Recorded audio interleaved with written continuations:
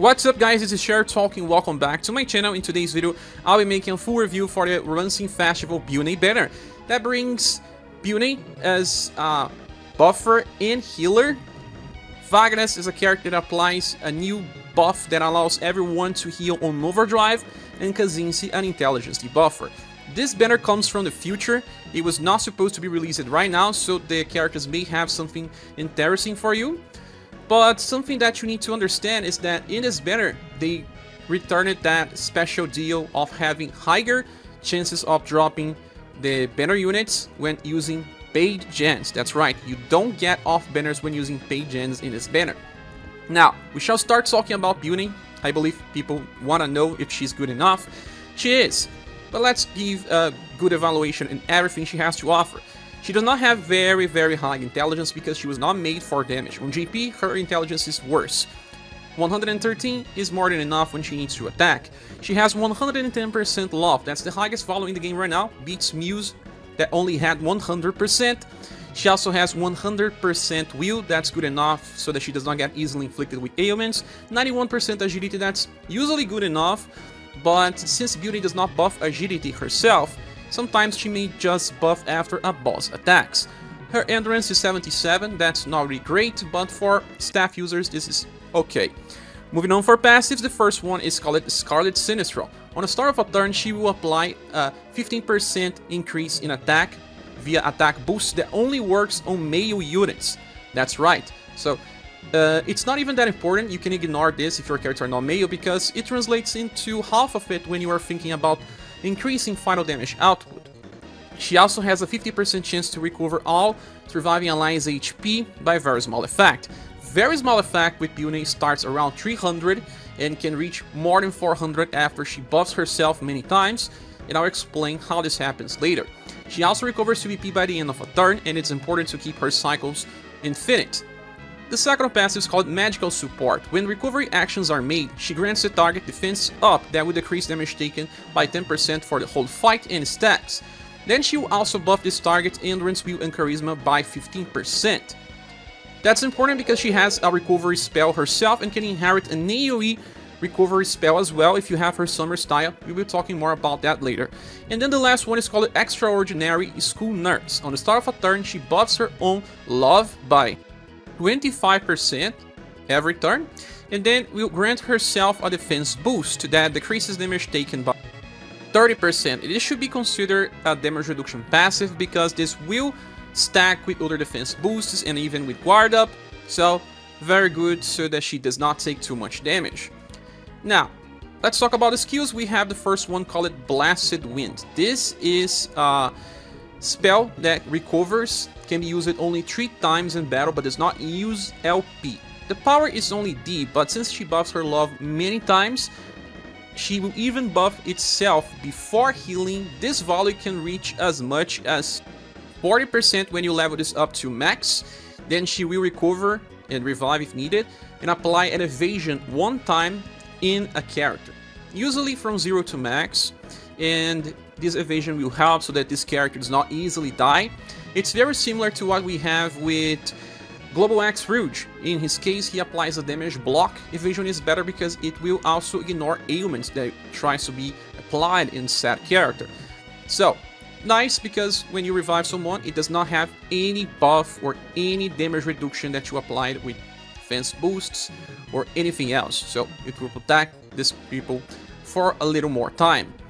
And when she uses this spell, she's gonna trigger that passive called Magical Support, giving that 10% defense up to this target and buffing endurance, will, and charisma by 15%. Some people may actually want to use this on a fight before you even need to be healed just to apply the defense up, especially if you have someone that is on the center of a formation like Rising Phoenix X and this character does not have enough damage reduction. I could say that someone like Socho is not as defensive as he could have been, and sometimes buffing him will allow you to survive better depending on the fight, and he really needs to be hit in order to trigger his passives. But actually you want to use something else. If you have the Summer Byunei, you have access to this skill called Sky Convalescence that uses 10 BP and also 2 LP. That's important, that will recover and revive if needed. All surviving allies with the same deep power and give 2 BP to the party, but including herself. That means that in the end she only used 8. And this is important because some people that have enough healing may want to apply this Sky Convalescence right on start in order to trigger the magical support passive to apply that defense up this time for the whole team, right? So you can even use this 2 times. And this will allow you to survive better in some fights. 2 stacks of 10% is very similar to what you get with Scrum Guard. The only problem is that if you start using Sky Convalescence right on turn 1, then on the second turn you will only be able to use Blasted Wind, so that you can choose another target to receive even higher defense up. And then on turn 3 you will be able to use Sky Convalescence again, so to have a full cycle of defense boosts, and then after that you can apply defense boost 2 more times with Blasted Wind. That is if you just want to use her for the defense boost. Byunei can just be used for something else. That is the case with the Gold Dragon Breeze. This is a spell that buffs 3 different status. Here it's full defensive. We will buff Endurance, Will, and Charisma. Endurance and will decrease damage from both physical and magical attacks. Buffing will allow you to resist ailments and debuffs as well, so it's something that we really like. It's something that you also find in other buffers, those that we are using all the time, like Muse. She is, in my opinion, right now the best buffer in the game because she has Scrum Guard while also giving you access to 4 different status. She can keep buffing this every turn. It buffs STR, Intelligence, Will, and Love. Love will also help you when healing. STR and Intelligence is a nice combination because it will increase the potential of 2 very different character types. We are seeing the advent of STR-based units doing more damage now, especially with Mirza and Saruin. And intelligence-based characters are not on the spotlight right now, but they will start being, especially when combined with Saruin. And you are buffing Will. That's the most important defensive buff because it will save you from ailments and debuffs. And this can be very dangerous in boss fights. Now, Muse replaced Melissa almost entirely because Melissa only buffs Agility and Intelligence. She does not buff STR. And she buffs Will and Charisma. Those are almost the same thing as what Muse does. But Muse has Scrum Guard and you allow more damage dealers. The problem with Melissa is that she's more geared towards Spellcaster Mage teams. And there's also Matriarch. Matriarch will buff Will and Love and Charisma, so you get even better healings because you're buffing 2 status, but she's locked into buffing Dexterity, but not Endurance, so it's more for when you are bringing Leon. Matriarch is feeling a little outdated as well because of the recent buffers, like Maria. Well, Maria is not a primary buffer like the characters I just mentioned up to now because she cannot buff every single turn. Not status at least. And in her case, she buffs all status every 2 turns and can even buff ailment resistance here and there. And the last character will be Witch's Daughter. She also is a secondary buffer that buffs all status every 2 turns. Kind of similar to what you get with Nawal's daughter, but she's becoming a little too old as well with her Water Festival. I just wanted to mention all buffers that we have because if you have way too many buffers, you may not see enough value out of your Byunei. But getting back to Byunei, there's something very important to discuss. She buffs Endurance and Will on the same time. And many bosses will have a hybrid design, just like the latest Saruin boss fight, where he will use both spells and immortality. That's a very powerful attack that's physical. So in that moment, if you do not bring Endurance buff, you have to bring lots of damage reduction in order to survive. Byunei will help you with that, because in that case, she's buffing all types of damage. But Byunei lacks an offensive buff. She would not buff anything to increase damage. Hence why I can see Byunei more as a secondary buffer, even though she can buff every turn. Because she wants to apply that defense up as well, so she would not be buffing those scenarios. And she can heal as well, and she would not be buffing on those scenarios. So she can pair up with any primary buffer, and even sometimes with a secondary buffer like Maria or Witch's Daughter. So you have to understand that I don't think she is the best main buffer in the game right now. And some boss fights also want you to defeat them very fast because they have heat-ups. Because she's not buffing any offensive status, your team will take more time to kill a boss. Right? You were just talking about buffs up to this point. I still see lots of value by having these 3 different status because buffing Charisma will also increase the healing effect that you receive when your Byunei is healing the characters. And that's exactly what she does as well with this skill. Remember, I was just comparing the buff part, but she buffs only 3 status. That allowed the developers to give her something extra. And in this case, it's a very small HP healing. That, like I said, will start around 300 and reach 400 with ease and breaking through that value depending on what you're doing. If you are just buffing your status, eventually it can reach 450, I believe. A fully promoted, fully trained Byunei will do that. That's, well, 1/3 of a Steel Blade Light on current scenario. If she heals in this turn and get to trigger that very small healing on the same turn, it's 2/3 of a Steel Blade Light. You can see value on this. I can see value on this. But in my opinion, it's a little problematic, the game releasing her right now, after releasing so many buffers.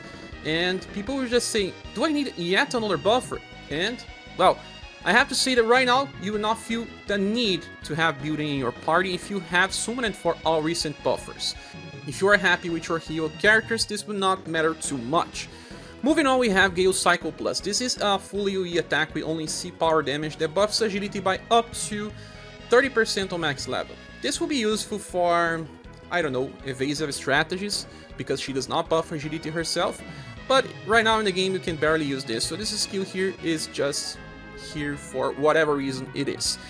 Byunei does not need any order inheritance besides the AoE healing, but you can find something useful in her latest style. You have our Jet Blade. This is a full AoE attack with the power that applies morale down.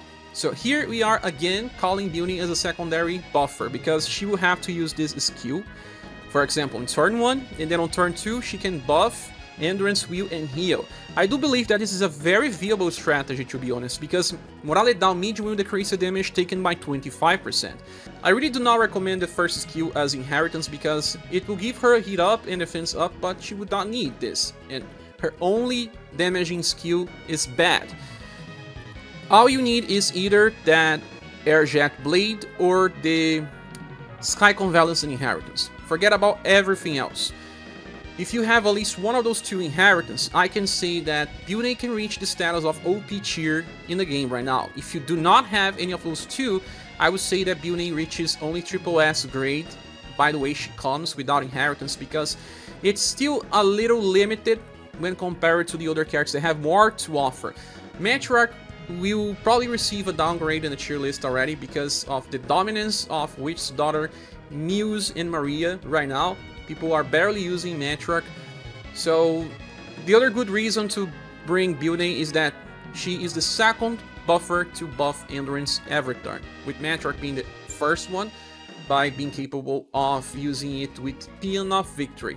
So Byunei is good, but I'm still skipping her because I have summoned for way too many buffers and I cannot keep getting them. I can wait for when the game changes and I can get Byunei on a rerun. At least that's what I believe. Now, the good thing about Byunei is that she always has future styles. JP just launched this new version of her that has morale down small, has attack and defense enhancements, can do damage while also buffing BP and different status, and it's actually pretty defensive as well. So you have a future if you choose to invest on Byunei. The problem is that you need to invest in too many styles to have all the versatility that you may want with the character. Now, another reason for people to skip Byunei is if they got Muse, for example, because Muse can buff and heal just like Steel Blade, but she can heal for much more since her love is very high and she even buffed that status. If you have Social School style, because he gives VP to the party, allowing Muse to perform 2 roles in the same squad, since she has Scrum Guard, she is a definitive buffer plus healer in the game. So if you have this combination, you hardly find reasons to use Byunei, but if you don't, Byunei seems a little attractive. Ah, and besides Socho, the newest Valdor can also affect BP generation, and Valdor plus Muse is another very good combination since he already has Scrum Guard and can allow Muse to perform as a healer and buffer on the same time. But just remember that when Muse is healing, she's not buffing, so you can still use them two together. The next character is Wagnas, and he's a hybrid with access to spears and fire spells. He has a hybrid. The next character is Wagnas, and he is a hybrid user of spears and shadow spells. His status is also halfway distributed through intelligence, STR, and will, with intelligence being the highest. Will is good enough so that he does not get easily inflicted with ailments. Endurance and agility are just okay. For passive, the first one is his selling point, Starry Night Respite. On the start of battle, he grants all surviving allies this passive that will allow them to heal very small effect on overdrive. That's right, he uses this on the start of battle. He can die, no matter what happens, it will stick to the end of the fight. But how good can this be, actually? Well. It can be easily exploited with the use of characters with chase attacks. That's right. Well, you can use someone like Leon that already starts with 2 chases and he can get 3 extra ones and attack 6 times. So, in this scenario, Leon on overdrive will heal 6 times for very small effect. That will be 1.5 the value of a Steel Blade Light. That's right, with just Leon attacking on overdrive. Leon usually gets to overdrive every 3 turns, depending sometimes in 2 turns, so that the turn number 3 he can already unleash overdrive. So he becomes your healer just by adding Wagnas to your team. He's the best one with chases, but you can still use some other people like Chooser that usually has 2 chases, Silver that has 2 chases, the newest Bertrand that has at least 1 chase and has a chance of another chase, so it also works, and future styles that will also be more useful on overdrive. We are already seeing something like that with Matcha. Matcha has an extra attack on overdrive, and she also has a chance to just attack again on overdrive because of her skill called Crimson Flare. That's right, on overdrive she can attack 3 times. So characters that can attack multiple times on overdrive will benefit more from Starry Night Respite. The thing is, this character is kind of all about this. He can also feel 1 random surviving ally OD Gouge by the end of a turn, but you cannot choose who will be, so it's pretty random. If you are bringing characters that have multi-attacks, like both Matcha and Leon on the same squad, or both Leon and Chooser on the same squad, well, usually you get a better advantage, because if one gets to overdrive, you can already use it to heal. But if you are just using 1 character with multi-attacks in the party, well, you can get situations where the character is never chosen, and you always have to wait till it slowly build up his own OD Gouge to max. But it works. You can replace Steel Blade Light depending on your squad composition. Moving on, we have Flaming Practice 2. On the start of a turn, grants oneself Elemental Enhanced Heat that will increase his heat attacks by 30% for the whole fight. This will trigger 3 times for a total of 90%, and also when landing any heat attack, it recovers 2 BP. Then we have Intrinsic Spear 4, decreases damage taken when resisting by 40%, will evade attacks when resisting with 37% chance, and will also increase damage potential by 20%. So here we have a combination of 110% when you consider both effects. For his skills, we have Fire Arrows Plus. This is the first one that is free, and it's both Heat and Pierce, just so that he can use heat attacks all the time and recover that extra 2 BP. The second one, Flame Spear Filter. This attack here is made for him to charge, because it gives him a heat up, increasing damage by 20% for the whole fight. So you can use this 2 times per battle. That allows him to reach 150% by turn 3 if you start with this. The damage itself is not that great, it's just C power, but it has both pierce and hit, allowing him to recover at least 2. That means that you use 7, recover 2 extra, so that turn you actually only spend 2. That's a neat effect. But the problem with Wagnas is that besides Flame Spear Flutter increasing his damage, he was not made as a damage dealer. The third skill, it's actually a spell, just like Fire Arrows. Constellation of Butterflies, it's a double S power attack with just heat damage, and we require him to use a spear with the fire element. He does have access to one in a node event, so you can find on equipment metals and use Master Stone if you want. But you can also just forge one right now because of the prismatic materials. So this attack here is not that strong for the cost. With 10 BP we already have 4 S attacks, but it comes with Guard Down Medium effect. That will decrease the defense of the enemy by 25%. It just translates into around 10 to 15% damage increase to everyone that attacks after this was applied, because the damage formula is too complex. Depending on how much your character already has via damage passives, it will showcase a different result. So, he himself may not do much damage, but he helps people do a little more. That's kind of a compensation. He tries to apply Paralyze as well, but this is not important, and he already has an AoE Paralyze via Inheritance. Now, I think that he needed a better nuke, because even when you consider this attack, it's not fast. So you don't want to wait till turn 4 to use it again. His agility is not that great. So use it on turn 1, then use it again on turn 3. And keep this cycle to have the effect available every time when you are attacking with other characters. Now, for Inheritance, you could just think about Ignition Sound from his musical style. This attack here has 4 hits, and he recovers HP by a very small effect every hit. But in the end, he does not have very high STR. Damage will be a little limited, and I will only use this after charging Wagnas with all of his heat boosts. Besides this, you have access to that AoE Paralyze if you ever need that. And from the first style, that is limited, we got Butterfly Blaze and Rising Flame. Rising Flame has higher damage, but this one does not apply Guard Down. So in the end, it's not much different. So there's no much Inheritance that changes the way that he performs. I think that in the end, he's just more self-sustainable, and it's on the fight just to give that heal effect on overdrive and help people do more damage because of Guard Down. I have just one problem with this Wagnas. He has no other effect to the party. It's just that heal on overdrive and nothing else. JP gets other characters with similar design in the future that can apply self-heal on hit on overdrive as well. So it's pretty much similar to what you get with Wagnas.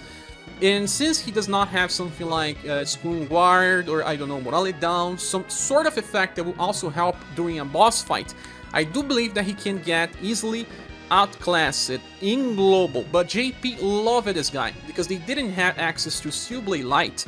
Healing effects was hard to achieve. They just brought Leon and made Leon a healer. Lots of hard challenges were cleared with Wagnas. That's what I heard from JP players. But global lives a different era. Here we just got access to Mirza that can heal guaranteed by UDX Inheritance and even has a chance to heal again. Muse can heal anytime she wants and has enough BP. You may have Maria in the party that also heals and applies shield.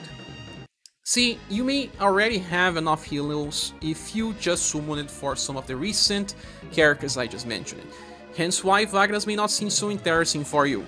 But he is an interesting character that allows anyone to become a healer, and depending on the squad, the overall healings will be higher than just having a character like Polka using Steelblade Phoenix every 2 turns. But it does rely on squad composition, some RNG because he will just give overdrive to a random character, and if it does not give to the right units, you're much better off just relying on the heal mechanics when everyone is on overdrive.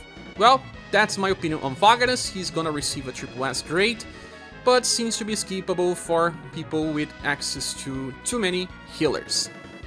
And lastly, since Remembrance is kinda easy for those that have access to Matriarch, Wagnas does not really add too much unless you miss it out on either the UDX or the Matriarch number 4. Well, JP just got another version of Wagnas that tries to bring more synergy in different overdrive builds. This guy is interesting. He has the same passive as Maria that decreases damage taken by 20%, and then will recover everyone if he dies. He has this protect healing that decreases damage taken and self-heal. He opens the fight giving 50% increase in overdrive damage for everyone. He gets 15 points of overdrive on the end of a turn, and when he gets to overdrive, he will heal everyone by around 1000, give 3 BP. He also has this skill that gives attack boost to everyone, increasing damage by 30. He also gives 15 points of overdrive to other people than himself, and can only use this 3 times per battle. Well, I don't know if this one is better or worse, but I guess if he gets to overdrive every 2 turns, he can recover much like Steel Blade Light while still having access to something similar to Scrum Guard. Well, at least you can see the character has a future. The next character is Kzinssie, and he is a sword user that actually uses shadow spells, so you need a sword with a shadow element to use him on full potential. He has 115% intelligence. I was expecting more from a character from the future, but that's okay. Will and agility are very similar, good values. He needs agility to debuff enemies and needs will to resist ailments. His endurance is okay and STR is 95 just because he can inherit sword skills, but I should not recommend that. Moving for passives, the first one is called Improving Spirit 2. All. When leading an attack, he buffs all of his status by 15% and also recovers 1 BP. Exhaustion 2, when landing an attack, he debuffs will of enemies by 5% and will also recover his BP by 2, so 6 BP per turn. We also have High Protect Tension, increasing his damage potential by 20 and reducing damage taken by 30. Well, at least 1 damage reduction, 20% is the only damage increase, and buffing all status and getting 6 BP per turn. That's his design. Now, for spells, we have Absorb Plus. This is a 2 BP spell that has the power only, but it recovers 1000 HP when you attack, and also buffs intelligence by up to 25% on max level. For just 2 BP, this is amazing.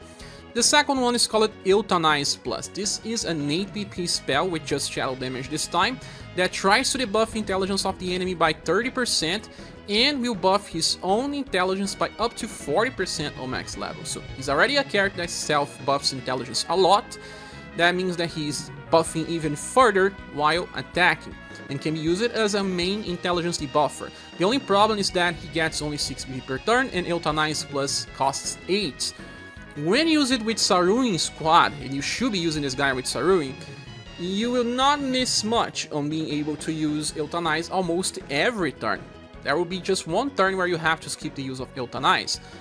And some bosses right now in the game will use Defy Weakness every turn, but you may still need to debuff them because they do something strange, like a delayed attack that applies ailments or something like that. So on those scenarios, he works, but shadow damage is not usually something that the enemies are weak to, but the effect is good enough. Then we have Dust Steel. Euthanize Plus can also be found on Evelyn Wicked Witch, and it's also inside Psycho Boom from Global X Rock Bouquet, but that version will not be amplifiable. Then the third one is called Dust Steel. This is a skill that will apply damage block for 1 hit, 1 time, no turn limit. So just once, and after that it doesn't work anymore. And will also grant all surviving allies Vivify 2. By the end of a turn, now everyone will have a 25% chance to recover 2 BP. Well, in an average of 4 turns, you will recover half.